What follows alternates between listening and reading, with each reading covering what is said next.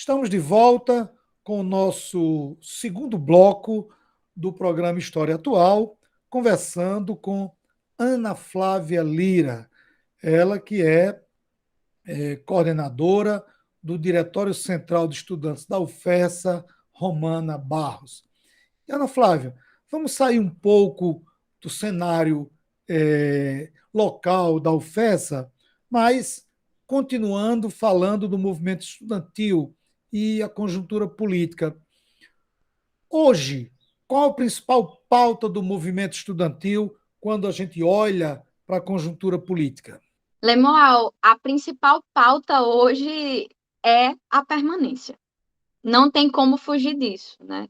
A gente está diante de uma pandemia que colocou, né, por uma política de governo, né, colocou diversos estudantes no mar de incertezas, né? Por exemplo, disse que cada instituição de ensino cuidasse da sua vida.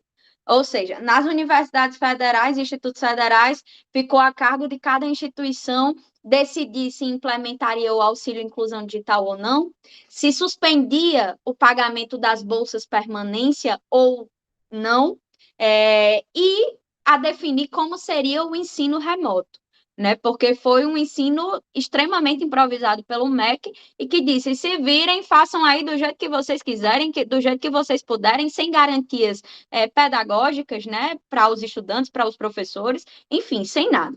Né? E aí, se nas universidades federais, institutos federais, a gente já teve um grande problema, mas que a gente conseguiu meio que passar por isso, estamos passando por isso melhor do que outras instituições, né, como são as escolas estaduais, como, enfim, as próprias universidades estaduais. A gente imagina o cenário, não precisa nem imaginar, né? Basta olhar para o lado e ver um amigo que está passando por uma situação pior, né? Por exemplo, os estudantes das escolas estaduais não tiveram aqui, né, o acesso ao auxílio inclusão digital. E muitos, por isso, não conseguiram continuar estudando e deixaram suas escolas, ou deixaram porque não tinham auxílio, ou deixaram porque precisavam trabalhar para botar comida em casa. Porque ao passo em que a gente vive numa pandemia, aumenta o desemprego, aumenta a miséria, aumenta a fome do nosso povo, né? Então, a gente está vivenciando um processo de expulsão da classe trabalhadora dentro das nossas escolas públicas e dentro das universidades também, né? Então, não há como dizer que a principal pauta hoje do movimento estudantil tem que ser a permanência dos nossos estudantes, né? E aí, para além disso, e quando a gente fala em permanência, a gente está falando que a nossa principal pauta é contra a fome dos nossos estudantes, é contra a ausência de teto dos nossos estudantes, né? Então é isso, é a permanência, é o mínimo, é você conseguir ficar na universidade, né? Você que entrou, porque quem vai entrar agora, a gente tá nem conseguindo dar conta, né? De quem pode entrar, de quem está sendo impedido de entrar.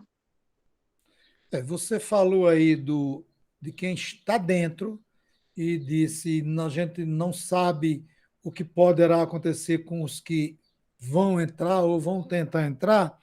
E aí, essa pergunta direciona-se exatamente para um pouco disso. Como é que o movimento estudantil tem discutido o programa Futurice? Bom, a gente começou a discutir o Futurice, né? Desde aquela época em que se tentou implementar, né, por meio de legislação, né? Mas não precisava de legislação, né? Para o Futurice começar a ser implementado. E o que é, na nossa visão, o Futurice? É nada mais, nada menos do que a aproximação cada vez maior das universidades públicas, das nossas instituições, das empresas, das grandes empresas, né? Inclusive de papel de transferência de recurso mesmo, né? Então, a gente meio que conseguiu barrar naquele primeiro momento, mas isso não impede de que essa aproximação esteja ocorrendo, E ela está ocorrendo justamente nessas instituições em que a gente está vendo intervenções diretas do governo federal, né, de aproximação cada vez mais com esses grupos privados. Eu vou dar um exemplo assim da UFESA que pode ser usado como semelhança, né? A gente tem o recurso da assistência estudantil, a gente tinha uma modalidade de bolsa acadêmica, e aí se decidiu na gestão atual usar o dinheiro da assistência estudantil, parte do recurso da assistência estudantil, para pagar curso de inglês e espanhol no Sistema S. Então, parte do nosso PENAS, que ia direto para a mão do estudante, nos dando autonomia para usar esse recurso, ele foi direto para o Sistema S, condicionando a gente a ficar vinculado num curso de inglês ou de espanhol, que inclusive essa experiência está tendo grande evasão. Né? Então, é isso que está acontecendo. Não precisa, de fato, ter uma legislação para a implementação de futuros. Você tendo capachos do governo em cada instituição como essa, esse projeto vem sendo implementado. E na UFESA, ele foi implementado em pequena escala, né? Foi implementado em pequena escala, não chegou nem a recursos de 100 mil, mas é algo que está sendo experimentado agora, está tendo evasão, e que a gente está atuando justamente para combater isso.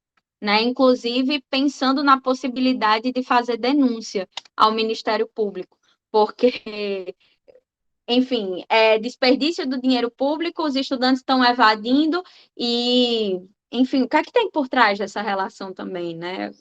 São coisas que precisam ser investigadas. Mas, assim, Lemuel, não, pode ficar à vontade. Pode concluir, Flávia. Não, eu ia falar um pouco também da fragilidade da gente, mas eu acho da fragilidade das nossas entidades, né, na condução dessas lutas, mas não só dessas lutas, de todas as lutas. A gente viveu um período de refluxo, não só do movimento estudantil, mas do próprio movimento sindical, né, e um refluxo que muito se deu também porque na época dos nossos governos, e aí eu falo enquanto petista, né, filiada, na época dos nossos governos, esses movimentos acabaram, em sua maioria, sendo braços do governo, né? E não disputando o governo, impulsionando que o governo fosse para a esquerda, que esse é muito dos nossos papéis. E aí, esse tipo de postura, né, gerou um refluxo, né? E aí hoje a gente tem uma desarticulação imensa da rede de movimento estudantil, da própria rede de movimento sindical, mas vindo para a rede de movimento estudantil.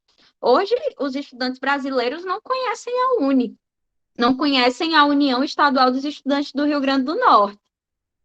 Olhe lá se conhece a sua entidade de base, né? Você precisa ter um DCE, um CA muito forte para ele ser respeitado, para ele ser legítimo, para que os estudantes respondam ao chamado dessas entidades.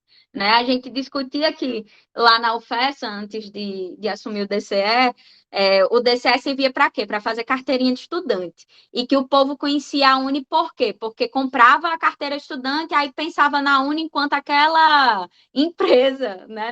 Na entidade, empresa que fazia carteira de estudante que a gente tá usando o cartãozinho, que por sinal é muito caro, né? A carteirinha é muito cara.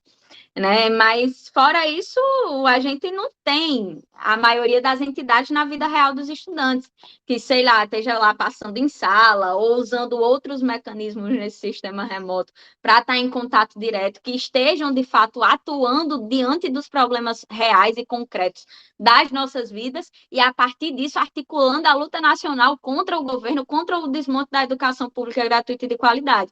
Então, é uma fragilidade tremenda que a gente tem hoje. Quando eu falei que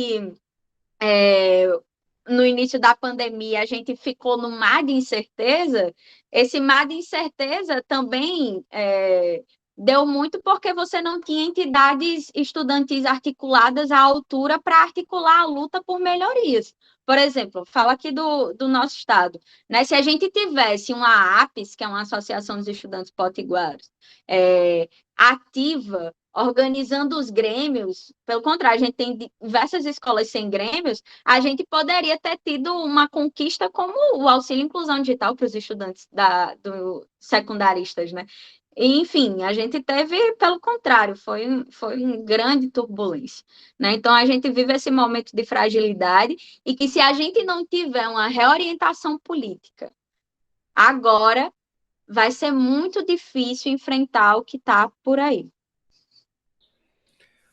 Nós conversamos sobre o Futurice e aí você falando, Ana Flávia, veio à minha mente o projeto Escola Sem Partido, porque Sim. apesar das inúmeras derrotas que o projeto teve em vários estados onde se tentou implantar, essa política do governo federal de intervir nas universidades e também alguns governos estaduais de intervir nas universidades estaduais já é um exercício do Escola Sem Partido. A intervenção, gestões conservadoras, gestões que reprimem não só o movimento, mas o pensamento livre. Então, o Futurice, ele dialoga muito bem com esse Escola Sem Partido. Aliás, Escola Sem Partido não, escola com mordaça, porque a escola que não é livre e democrática É não é amordaçado. escola, não tem formação. Mas como o Futuris é um projeto, ele não morreu. O Futuris ele continua muito aceso dentro do governo federal. Eu gostaria de ouvir de você, Ana Flávia, sobre se o movimento estudantil também tem discutido sobre a PEC 32, a chamada PEC da rachadinha, que tanto afeta o funcionalismo público, o serviço público, e não só o serviço público da saúde, da segurança, da parte administrativa, mas também das universidades, tanto as estaduais quanto as federais. Como é que o movimento estudantil, em nível geral, tem discutido essa proposta que foi aprovada agora essa semana na comissão, né?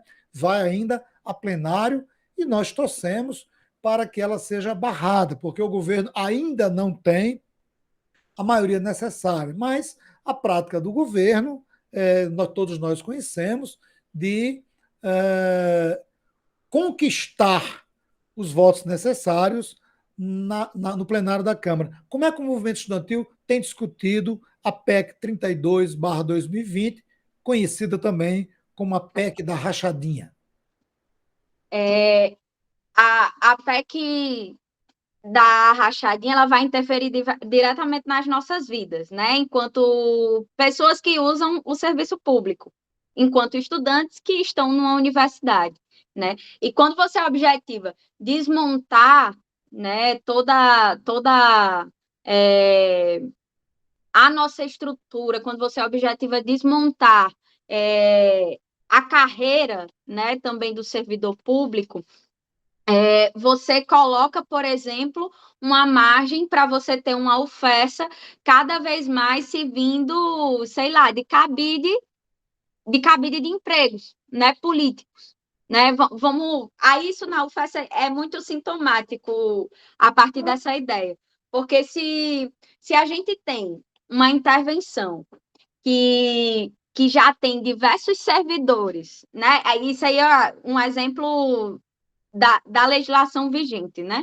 Ela tem uma servidora que foi cedida do município, que era uma servidora da gestão de Rosalba, que tinha cargo comissionado na gestão de Rosalba, e que com a gestão de Rosalba ficou, com o fim da gestão de Rosalba, ficou ali perdida e sem um canto para se escorar. Então, ela foi cedida para a UFESA abriu um cargo novo, que é a Assessoria Especial de Combate ao Covid, para que essa servidora pudesse ficar atuando, né? Inclusive com suas devidas gratificações, né? Então, se a gente consegue ver coisas desse tipo, né, de politicagem dentro das nossas instituições e que afetam diretamente, podem afetar diretamente o atendimento aos nossos serviços, por exemplo, que os estudantes acessam, aí a gente imagina isso aí num cenário multiplicado por bem mais vezes, né? Então, é, vai ser muito danoso para a gente a partir do momento em que fica essa politicagem, em que você desmonta aquilo da segurança, né, do serviço público, e que a gente precisa, né, entender que é fundamental que a gente faça aliança com o movimento sindical contra essa reforma, né? É, e aí essa luta, obviamente, precisa chegar em outro patamar, né? A gente teve algumas vitórias pontuais no Congresso a partir da maior mobilização dos servidores nessa pauta, mas que ainda não atingiu especialmente os usuários dos serviços, que a gente precisa se engajar mais, né, nessa pauta. Estamos encerrando o nosso segundo bloco da entrevista com Ana Flávia, líder estudantil da UFESA. Em instantes, retornamos com o nosso terceiro e último bloco.